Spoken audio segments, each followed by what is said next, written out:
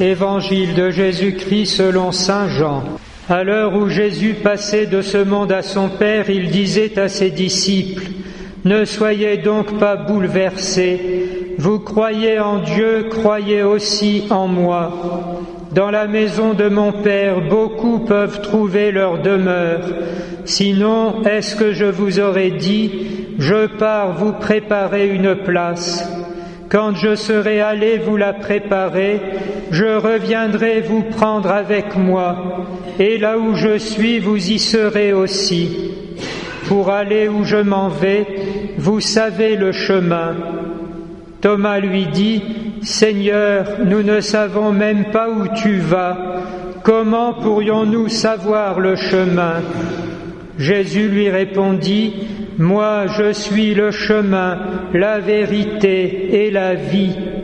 Personne ne va vers le Père sans passer par moi. » Chers frères et sœurs, nous sommes rassemblés ce matin pour accompagner que vous avez connu et aimé jusqu'à sa dernière demeure. Nous sommes là pour exprimer notre affection, notre attachement, comme on le dit aussi assez spontanément, notre souvenir. Et puis aussi nous venons avec le secours de notre Seigneur en qui nous croyons. Et nous voulons prendre appui sur sa parole et en même temps sur sa promesse de ne jamais nous abandonner. C'est pourquoi, pour ces funérailles, nous allons offrir le saint sacrifice de la messe en suffrage pour le repos de son âme. Rassasié de jour, c'est cette expression biblique qui vient immédiatement à l'esprit, et nous voyons en fait, en remontant jusqu'au premier texte de la Révélation, comme le Seigneur manifeste sa bénédiction, effectivement par des jours nombreux, lui qui dit « Je bénis ce que j'aime » de génération en génération et même jusqu'à la 1000e génération. C'est ce sentiment finalement d'une certaine plénitude sous le regard de Dieu, en accueillant les dons qu'il nous fait de la façon la plus naturelle, presque basique, fondamentale en tout cas, de la famille. Mais justement, est-ce que nous n'achoppons pas précisément devant la mort qui semble briser tout cela?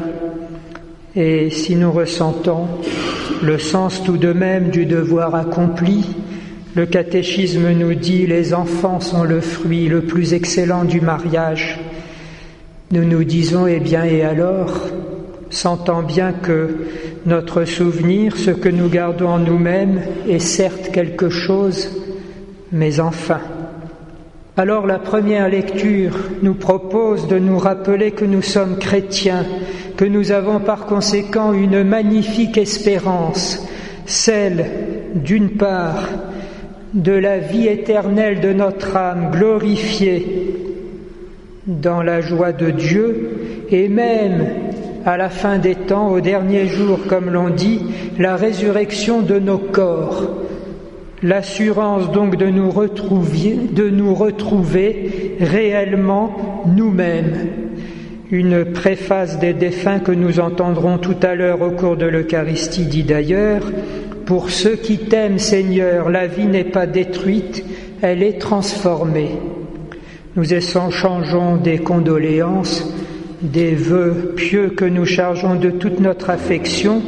Ayons aussi la simplicité de nous redire ces grandes vérités de notre foi, parce qu'elles contiennent pour nous lumière, paix et consolation durable. D'ailleurs, nous avons peut-être un clin d'œil dans l'évangile que nous venons d'entendre. « Je pars vous préparer une place, il y a beaucoup de demeures, et ensuite je reviendrai vous prendre avec moi. Nous ne savons pas où tu vas. Moi, je suis le chemin, la vérité et la vie.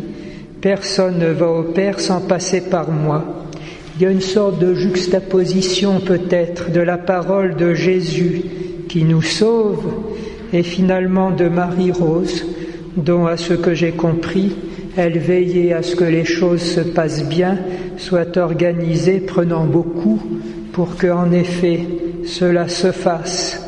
Et si on a pu beaucoup s'appuyer sur elle, en même temps qu'il a fallu aussi la servir et la soigner, l'entourer, nous pouvons nous dire que dans le Seigneur, les choses continuent effectivement. De fait, si Jésus nous dit « Je suis la vie », vers laquelle nous tendons, que nous espérons, nous savons bien qu'à notre baptême, nous avons déjà reçu cette vie qui, elle, ne meurt pas. Ce que nous recevons de nos parents disparaît en effet, ce qui est de la terre retourne à la terre, mais ce que nous recevons de Dieu qui est immortel demeure toujours. L'essentiel des funérailles d'ailleurs est justement le rappel du baptême avec l'eau, l'aspersion que nous ferons de son corps, de son cercueil, et puis la lumière de la foi qui nous ouvre la vie éternelle. Le plus consolant peut-être est simplement que le Seigneur Jésus se soit fait aussi le chemin, de sorte qu'avant même d'arriver à bon port, après la traversée d'ici-bas, nous touchons pour ainsi dire déjà au but, parce que Jésus est avec nous.